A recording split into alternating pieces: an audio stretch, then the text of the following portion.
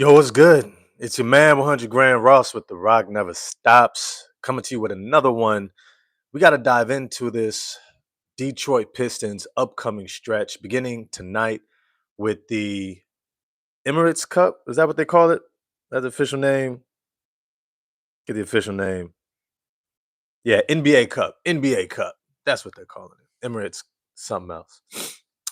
Either way, it's going to be kind of a big game because the NBA Cup offers something that I think a lot of teams like the Detroit Pistons are needing an opportunity to affirm themselves in a setting of competition to come away with something. Not just a moral victory of getting a W, right? Currently 6-2, and that's great. But the season is 82 games. And then you got playoffs. And then there's going to be one champion. And many times there's this almost sentiment that if you're not the champion, then you're just another one of the losers. And that's anything further from the truth. Uh, I'm someone who believes that you run your race in your life. You run your race. There's no competition in your life. It's just you running with you. But sometimes throughout the flow of the regular season, it's real easy to lose sight of what you're playing for, why this game, this moment matters. And so the NBA Cup offers something that can be affirming to teams that may not be there at the end, may not be there in those conference finals, may not have a chance to get there. But right now, at the beginning of the season, maybe when they're healthy, and they may not be later on, maybe when they have an opportunity because the chemistry is just right, they have an opportunity to play for something, they have an opportunity to compete and show themselves and prove that they were able to attain this accomplishment. And that is to win a title for a competition. And it's not just a gold badge, it's not just a star, it's not just a ribbon, it's not a participant's trophy. There's a trophy that comes with cash, some real incentive. And when you think about how many of these guys on these rosters are on minimum deals, two-way deals, right? Fighting for that last contract. Yo, winning this cup, it means something. Not just in terms of being a winner, but also in terms of like financially. Right. So there's a lot of motivation that goes into winning the NBA Cup. And that starts tonight with the Detroit Pistons and the Brooklyn Nets. I'm going to dive more into this game, this upcoming stretch for this next coming week, um, and why it's going to test the Detroit Pistons. It is going to test us. But before I dive in, as always, smash that like button for me. Hit subscribe and the bell for notifications. Look, it's a little thing for y'all. A little press of a button, like, subscribe, bell for notifications. It's a little thing for y'all, but it's a big thing for me in the channel. I appreciate all the love and support, and I want to make sure that you are notified whenever I go live in the morning. You have an opportunity to participate in this interactive chat, especially those who have been there from day one. You know, Ghost Keeper, Sandro, T Sweezy. It's good to see you in the house, brother. Um, there's a lot of people who've been here from the beginning. Actually, in the very beginning, there was nobody. If y'all go back to see my videos way back, it was nobody, right? But it's to say, I appreciate everyone who does show up and who continues to show up and be a part of this community. With that said, let's dive into this. The Brooklyn Nets tonight, if it wasn't for the fact that it's an NBA Cup game, this would be what I call a trap game. And there's another one coming up this week. A trap game is generally when you have a game, a competition where you kind of look past them because the game either you're facing beforehand or afterwards is generally far more competitive and maybe more meaningful because to beat that team means more than to beat this team, right? That team being the Philadelphia 76ers coming up in two games. Not just because they're a Eastern Conference team, but because they're a likely playoff team. I did a video earlier. I think I did a short talking about that VJ Edgecombe is him. VJ Edgecombe is him. He's here. He's arrived. We're seeing it at the beginning stages. Um, for those of y'all who get a chance to be a part of seeing this show, this bit of entertainment of VJ Edgecombe, go check it out, enjoy it. Being there at the beginning is kind of special. I was there at the beginning of Kobe. I was there at the beginning of LeBron, D Wade, Bosh, Melo. Um, I was there at the beginning of Anthony Edwards, right? Stephen Curry, Kevin Durant, right? Still with the Supersonics. I was there at the beginning of D Rose and Russell Westbrook and John Wall and these hyper athletic point guards. Um, I was there at the beginning of Chris Paul, Darren Williams, Jarrett Jack, Raymond Felton, and this like super hyper point guard class that came into the NBA that just like really set the standard for an NBA floor general. They just came in, they were just like so old school as fuck. They were just like, man, just if you're a point guard, you were in heaven watching these competitions. Um, I was there at the beginning of a lot. And let me just say, it's special to be there at the beginning. It's special. All that's to say is Philadelphia 76ers, I'm 100% sold they're going to be there in the playoffs. I think that dynamic backcourt, VJ Edgecombe, Tyrese Maxey, Quentin Grimes coming off the bench as a sixth man. They got Jared McCain back, who's going to continue to ascend. Then they have Kelly Oubre, who's balling out. Shout out to Kelly Oubre out of Kansas. He has made a niche, a career for himself as a talented wing scorer who's had limitations in terms of like playmaking for others, but he's been such a professional and he's been blessed, knock on wood, to remain healthy throughout his career because we all know injuries happen, right? But he's been able to maintain a level of health, professionalism, working on his game, his craft. He's been a journeyman on so many teams, right? The Wizards starting off with the Otto Porter Jr. and John Wall and Beal and them. And then he's also been with the Golden State Warriors. I think he was with the Suns. He was with a bunch of teams. Then now he's on the 76ers.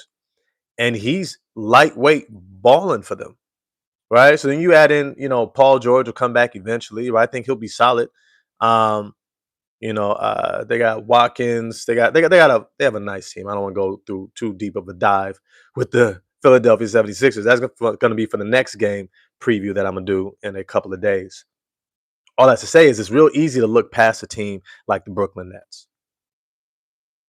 The Brooklyn Nets are a team that is very clearly tanking. Their team owner, made that clear that they are tanking. And I understand it. Look, I get it. Hey, AJ DeBonsa is him.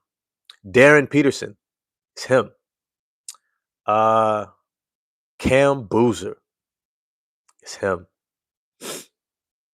And there's a few other guys in this draft that could be him. That could be the Kawhis, the Paul Georges, the guys drafted a little bit further down that all of a sudden they emerge and you go, wow, might have been the best player in this draft, right? Ends up being the Franz Wagners, right? Even the I still have a lot of hope, and not just hope. We're seeing Jonathan Kuminga, right?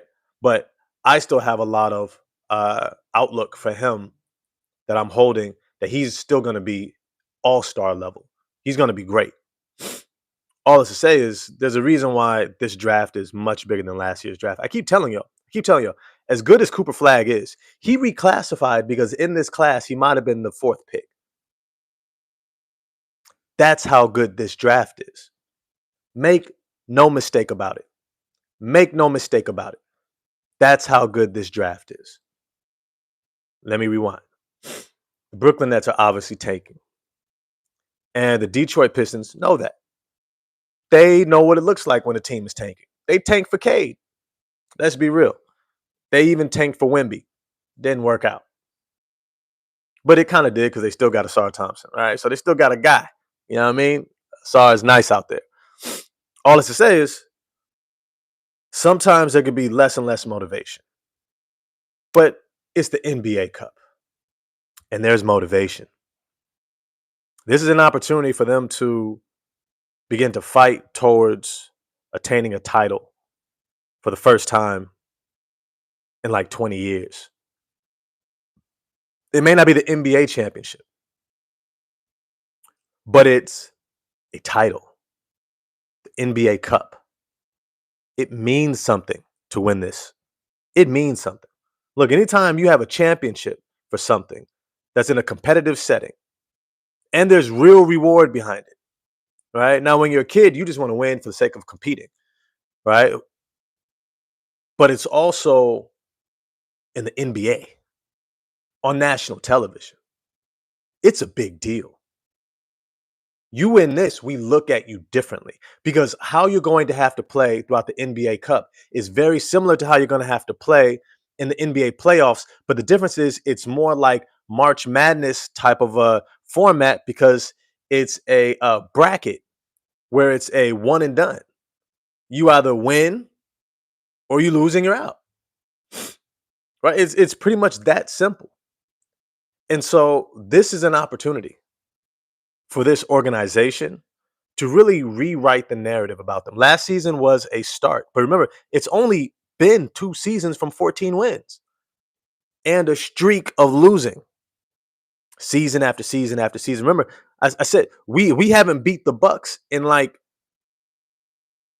I think we've beat the Milwaukee Bucks one time out of the last 23 or 25 times that we've played them, all the way back to like 2018, 2016, something like that. Like this organization has had a real history of losing. Last season was a start to change that narrative.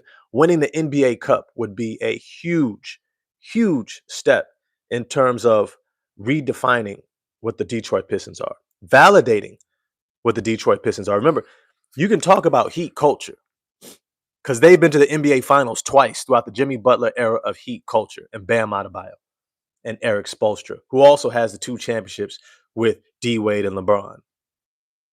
Right? They can talk about their culture being validated. Somebody comes in there, you fall in line with this culture. It's also a part of JB Bickerstaff's legacy as a coach. When you start winning things that you get to put up in a banner in the rafters, put onto a shelf in the stadium,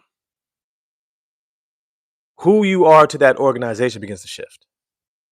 Now, of course, you can always be a Mike Malone type, right? And um, estrange yourself from everyone. Sure. I don't think that's JB Bickerstaff's MO, if I should say. But it's to say that if he were to win an NBA Cup title championship, he would be adding that accolade to his resume. Because best believe if Mike Malone wants to coach again, he's gonna get a job somewhere. Right. All that's to say is this is a big opportunity for the Detroit Pistons. Big. It starts tonight with the Brooklyn Nets. This is a game that Jalen Duren should dominate. Nicholas Claxton, he's had his way against him for probably since, I don't know, last couple of seasons. But who Duren is today is very different than who he's been the last couple of seasons. Coming off of a 22 point, 22 rebound outing, I expect something similar. I don't see much resistance coming from Nicholas Claxton and Day'Ron Sharpe and Noah Clowney and Michael Porter Jr. I don't see much resistance coming for the Detroit Pistons, coming from this team. They are going to fight. Don't get that wrong. The Brooklyn Nets have always had fight in them. But because of their organization and the direction that those organizational leaders have chosen to take, they've ensured that there's never been enough talent and they've never been dedicated to keeping that talent together. I.e., last season, having Dennis Schroeder on the team, they were winning too damn much. And so they shipped his ass over to the Golden State Warriors. And they were like, look, bro, that's not what we're trying to do. So they sent him over there. And then Golden State was like, yeah, we don't really have a spot for you. Then he came to the Detroit Pistons, and the rest is history. Now he's with the Sacramento Kings. All this to say is that they have been decided upon maintaining this losing until they get their process guy, right? Um, but we can't overlook them. We can't overlook them. It's a well-coached team, a bunch of young, hungry guys who play the right way, who have talent. Maybe not top-end talent, but they have talent. They play hard, they play together. They don't have enough firepower to stay with us, which means we are going to be challenged. The Detroit Pistons will be challenged to once again do the small things. Do the small things. And that's where I want to kind of hinge this conversation. But before I dive into the small things, let me answer some of these questions in the chat because it is interactive. I want to make sure I'm answering some of these questions or comments. Let me see. Typing a channel name, it pops up twice. Sorry. Oh, that's what's up. Um, uh, let me see. Workers dragging needed this live. I appreciate that, Ghostkeeper. VJ is equals Anthony Edwards. He might be.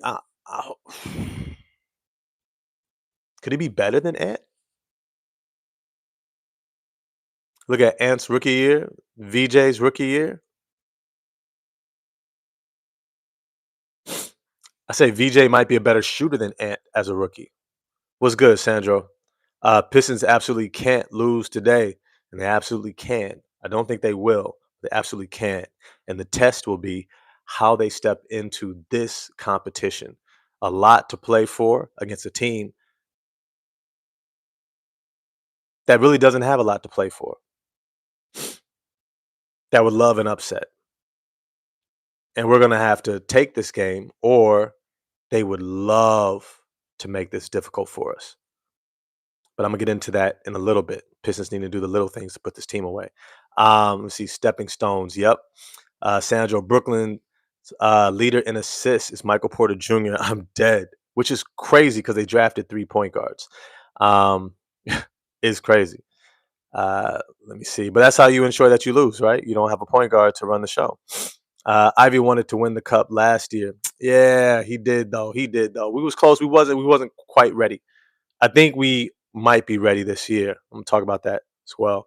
Can't wait till Ivy is back. Sebastian, um, gonna be a huge boost in scoring for the team. Do you think we bring back Beasley mid-season? He's posting a lot about us, bro. I think Beasley is. I'm gonna say this in the most respectful way, but he's thirsty. He's trying to get chosen. He's out the league. And that shit hurts when you're out the league, when you can still contribute and play in the league. But due to circumstances, whatever that may be, fair or unfair, now you're out. And he was already a fringe role player. Remember, like the role he had in Milwaukee in other spaces was maybe the eighth, ninth guy off the bench. Great shooter, terrible defender, rebounder, doesn't get assists, doesn't have great positional size. Not necessarily a good team rebounder, not much of a playmaker or even shot creator, but he's a lights out shooter. But now when you got a lot of teams who already have lights out shooters who are taller, who play better defense, right? Who better positional size because of the height and the strength and the have a little bit more playmaking ability, right? Duncan Robinson is 6'8", big difference than 6'3" with Malik Beasley. Or you have guys like uh, uh, uh, Sam Hauser in Boston, Sam Merrill, a lot of Sams in Cleveland. You have a lot of shooters.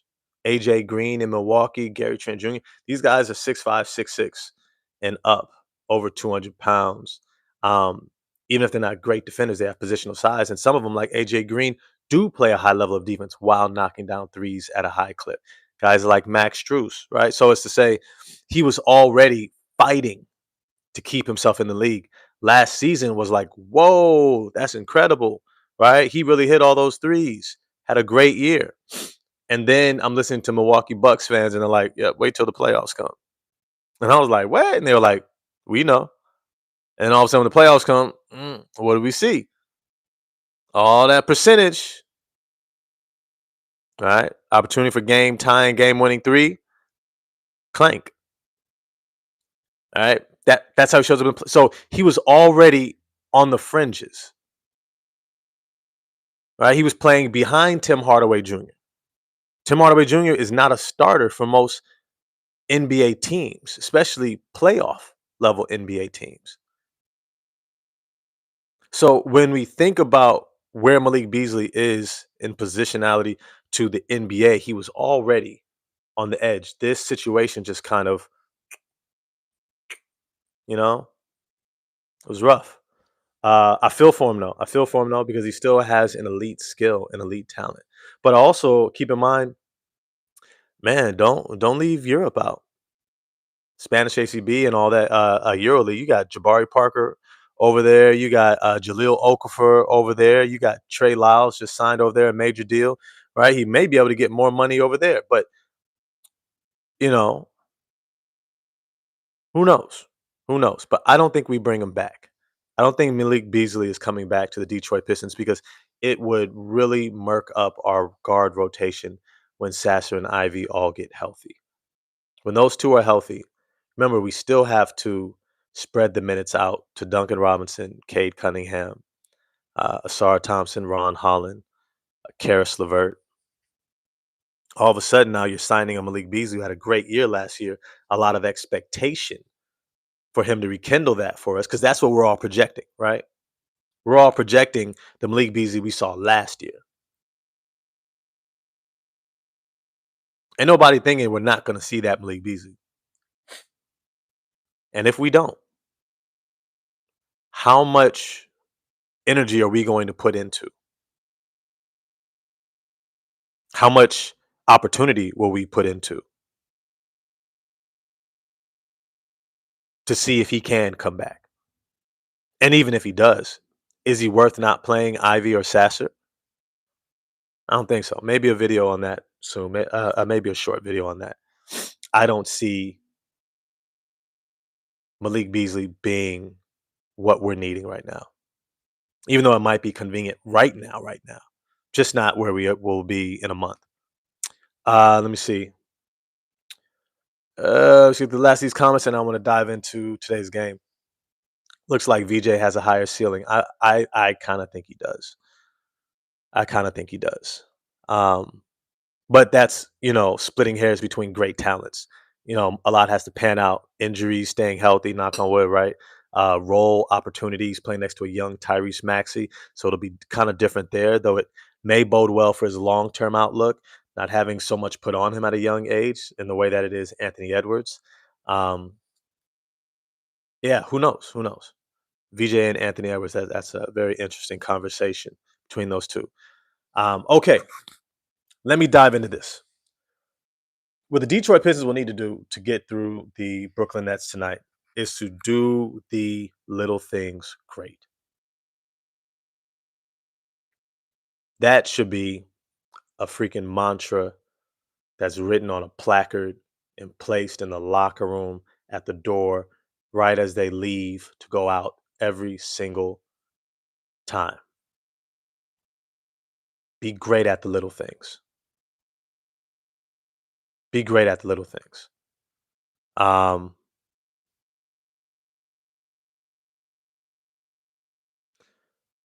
and the reason why I say that is because that's how you put a team like that away. That's how you put a team like Brooklyn away. You don't leave them a chance.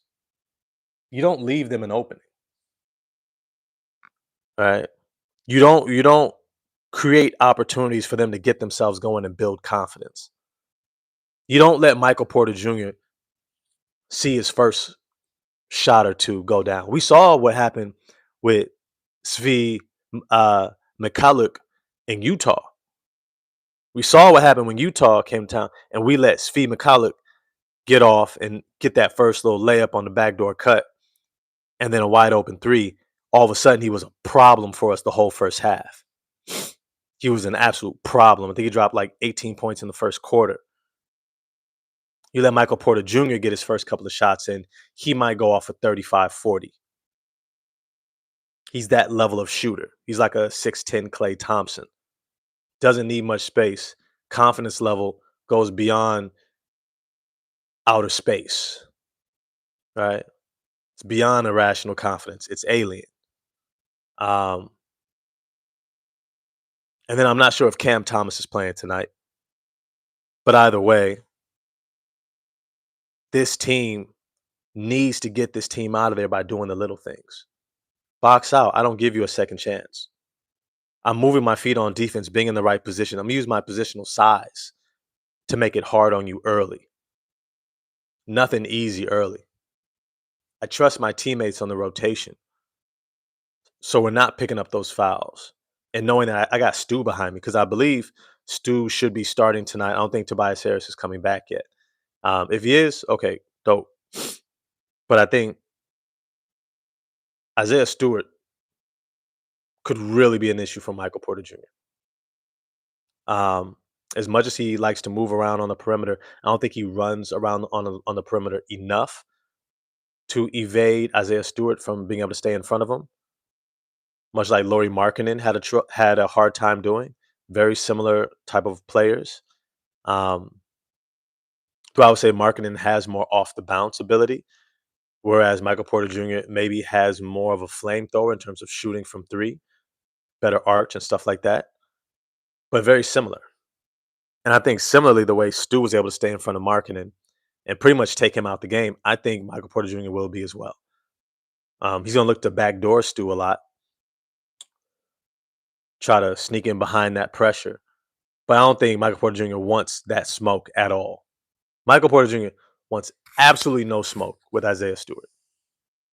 Absolutely none. Absolutely none. He don't want to. He's Michael Porter Jr. against Isaiah Stewart is like me at the Y playing pickup, and the big burly used to be a wrestler slash rugby player who's got a hairy back and hairy chest, but plays with no shirt on, wants to guard me.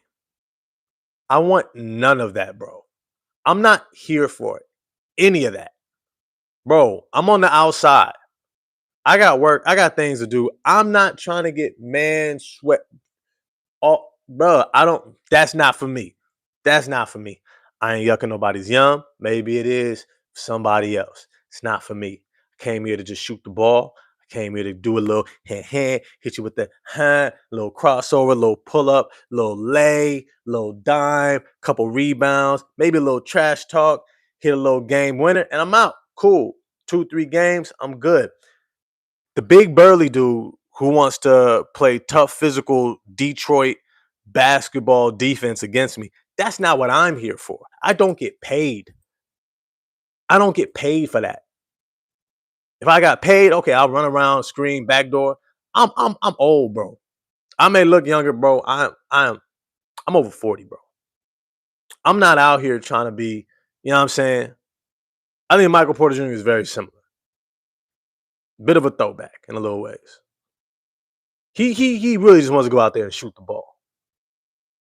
Yeah, he want to dunk. He really just wants to shoot the ball. Yeah, he wants to win. Kind of just wants to shoot the ball. He wants to shoot it a lot. That's what he's there for. He likes to score. He likes to shoot. Likes the sound of the ball going through the net. Don't we all? He likes the rotation in his hands. Likes to catch, turn, pivot. Ha, yak him. Right? Get it again. Ha. That's what he's trying to get. Over and over. Buckets. He's not trying to battle and wrestle with nobody. He's not trying to box nobody out. He's not trying to fight to get to the board. He's not trying to even really do hustle plays. That's not who Michael Porter Jr. is. He's not that guy. Isaiah Stewart should give him problems. Now I can go through the rest of this roster and our matchups, and I always like Zaire Williams. I've always liked him as a player. I like Noah Clowney. I even like Claxton. Diego Dimon looks like he's figuring it out as a rookie. Ben Seraph. Okay. They got some young guys. But they don't have the talent to stay with us. The only way they have an opportunity to stay with us is if we come out flat, don't do the little things, let them hang around in this game, even take some lead and be out in front for a half like Utah was able to do. And then we have to climb back, we have to fight back, we have to rely on Cade Cunningham's heroics, and then we somehow try to squeak out a win at the end. If that's how we win, that will be a D grade, if not a D minus. That means we didn't come out ready, didn't come out with energy. We weren't locked in. We weren't playing together. Got too heliocentric. The ball is sticking in one person's hands, Cade.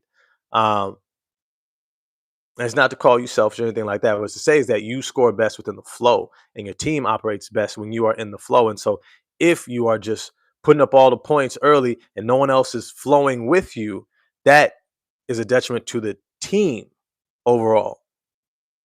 So we want to see that ball moving because that's the offense that JB Bickerstaff instilled. Trusting one another, moving the ball around. If this team, the Brooklyn Nets, stays in this game against us, it's because we are doing it to ourselves. We, being the Detroit Pistons, are doing it to ourselves. There's absolutely no reason why the Brooklyn Nets should be in this game. What I would love to see, what would be an A grade for me, it's not just a blowout. It's how we get to the blowout. I don't need it to be 20-point blowout or more. What I'm looking for is to get a double-digit lead, and we show the resolve and the maturity and the consistency and the professionalism to maintain that lead. Yeah, they might get it to single digits, and we get it back up. Yeah, they might make a run, and then we go on a run. And we answer every single time the bell is rung. Every single time. It's just like a boxing match, right? You want to start the action, finish the action. Start the action, finish the action. Right? Use your strategy, your footwork, your positioning to take away something from your opponent, which would probably be the interior. The Detroit Pistons should dominate on the glass completely, get out in transition, put pressure on them defensively by getting downhill, getting to the rim, run their offense, get guys involved. Our bench should be far more talented, especially with Ron Holland and Karis LeVert, um, Paul Reed, if Isaiah Stewart, if Tobias Harris isn't back yet. I would love to see Marcus Sasser show up. But this should be a game where Dennis Jenkins gets in, Chaz Zanir gets in, Bobby Clinton gets in, right? Tolu Smith gets in. That's what this game should be. We should be able to maintain a lead throughout the course of this game. And then by the end, we just kind of pull away. And then it's all of a sudden it's 4 or 5 minutes left and it's garbage time because it's a 20-point game. That's what this game should look like. That's what good teams do to teams like the Brooklyn Nets. They just outpace you. I'm going to keep performing at a 8, 9, 10 every minute of the game. All 48 minutes, collectively, we are moving and performing at an 8 out of 10 or higher. And even when you bring your best, because you don't have enough talent, you don't have enough depth, you don't have enough chemistry, you don't have the system and team identity and the culture and all the things that we have along with our talent that allows us to show up and play at this level. Even if you give your best and everything clicks and you hit an 8 and 9 and you feel like you're staying with us, you can't sustain it. You won't sustain it. And as a result, we pull away. That's what good teams do. They don't try to win it all in the first quarter. They just outpace you. They just outpace you and eventually put you away. And that's the confidence of many times veteran teams because they know the game that they're playing. They know, hey, I'm playing a different. You out here worried about you made a basket, you got a dunk, you hit a three, Michael Porter Jr., Cam Thomas got a little step back. I don't care about that. But by the third and the fourth quarter, you will understand that we were always in control of this game. And then you're going to be sat on the bench and taking another L. We're going to be high-fiving and joking on our sideline while our third string guys come in and get a chance to hoop. And we get a chance to cheer for Chaz Zanir hitting the three. Maybe Dennis Jenkins gets a dunk, right? Paul Reed out there doing his thing. Ron Holland is looking like the captain of the bench unit, right? Like, that's how this game should unfold. I even want to see Bobby Clinton, like down the stretch. Shoot, hey, I'd rather see Bobby Clement down the stretch of a blowout game than Paul Reed. I love Paul Reed, and I know he deserves his minutes. So if Tobias Harris is playing, Paul Reed is bumped down a little bit. Um, yeah. Oh shoot, I forgot. I'm supposed to be on a call. 1 second.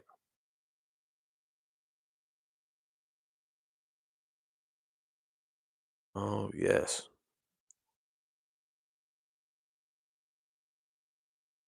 On a call. That's what I'll call this. I'm on a call.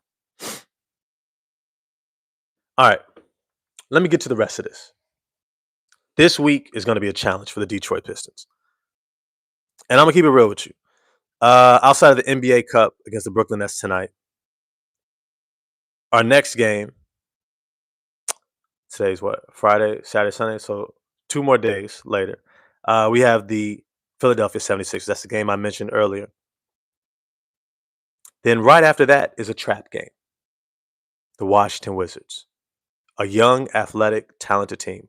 Alex Sarr, Bilal Coulibaly, Keontae George. No, Keyshawn George. I'm sorry. Keyshawn George. Keontae George was the point guard for the Utah Jazz.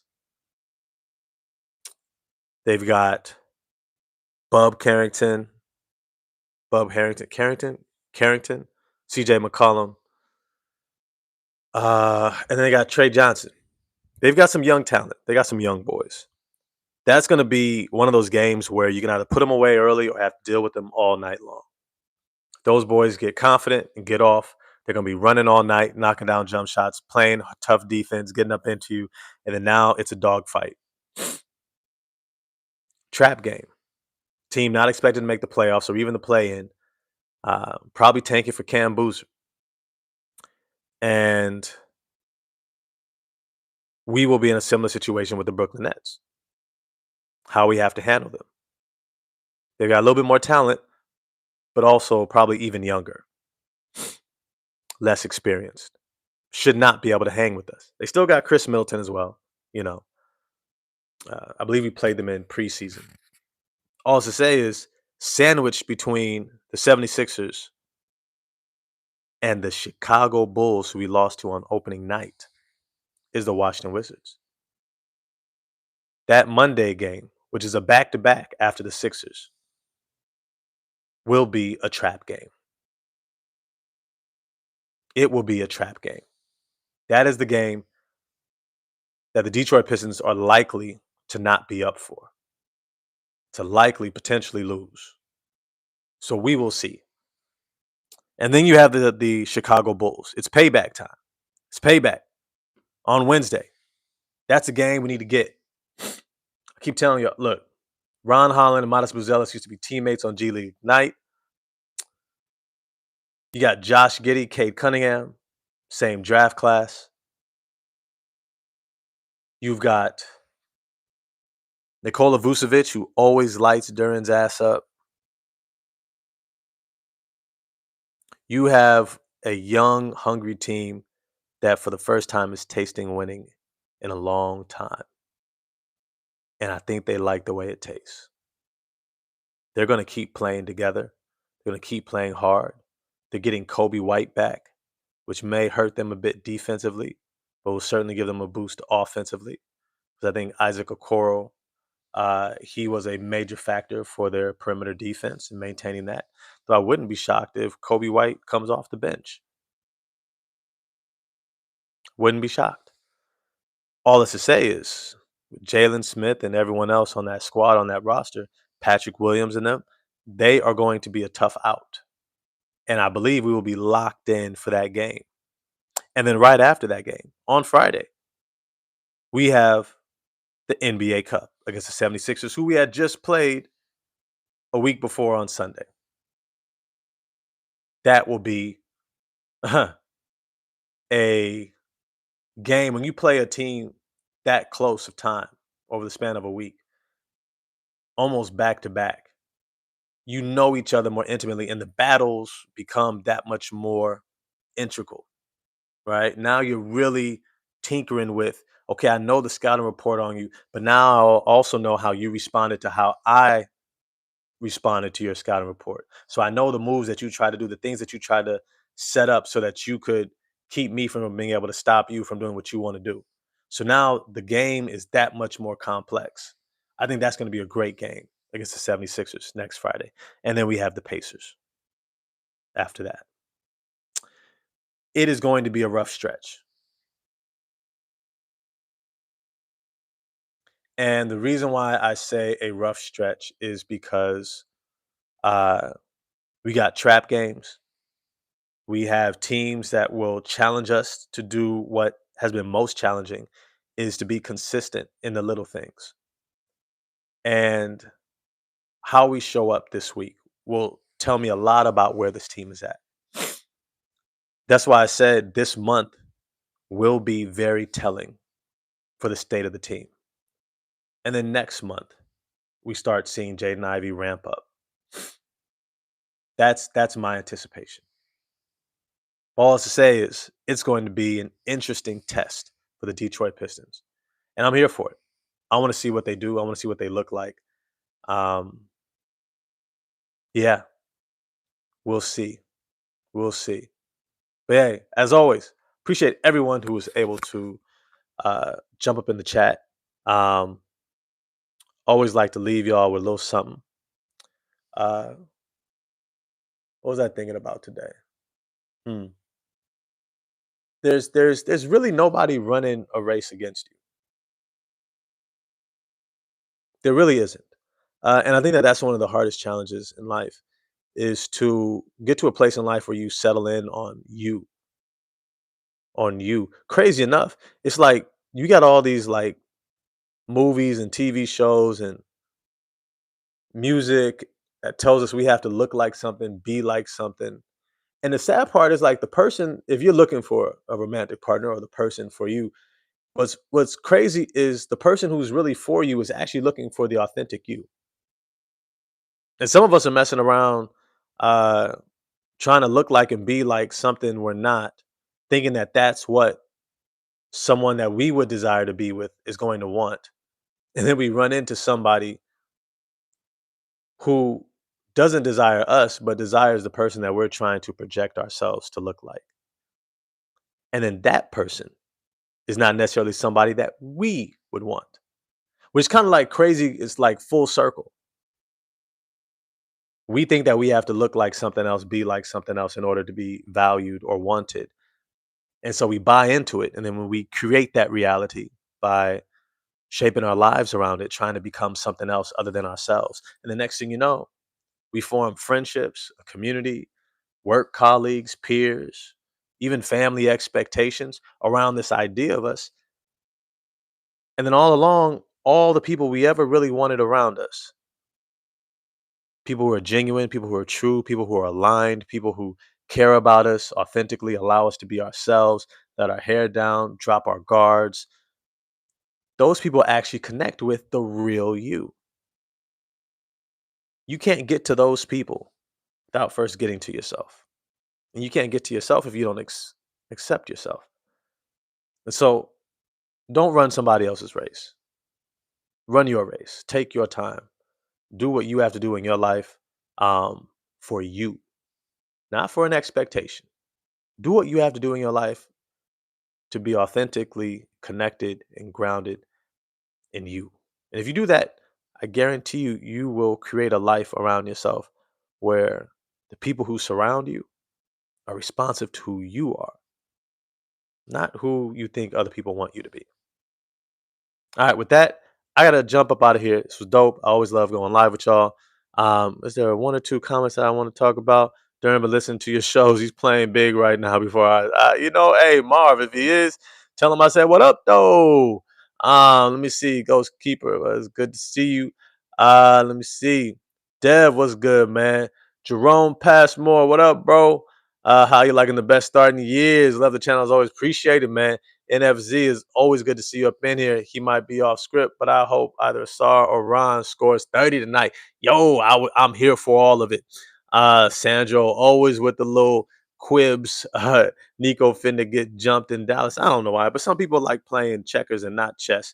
You know, Nico didn't trade Luka Doncic. You have to understand, Luka Doncic was probably worth $250 million for the Dallas Mavericks organization. You think the owner of that team allowed the person he hires to trade away that value and not get said value in return? No, no, no, no. That was a move that was done between the ownership of the Dallas Mavericks, the NBA, and the ownership of the Los Angeles Lakers. Because this is a conglomerate, this is a corporation called the NBA that is running on business, that is seeing LeBron getting ready to retire, and they don't have a face of the NBA to market to the world.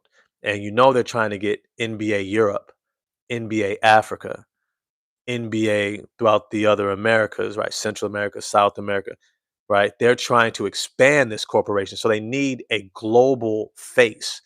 That's what they have moved Luca into, voluntarily or not, likely involuntarily. And yet you see Luca responding, being who Luca has always been, but now he's on a bigger stage with the Los Angeles Lakers. That's what that move was about. Hey, making this move makes sense for the corporation.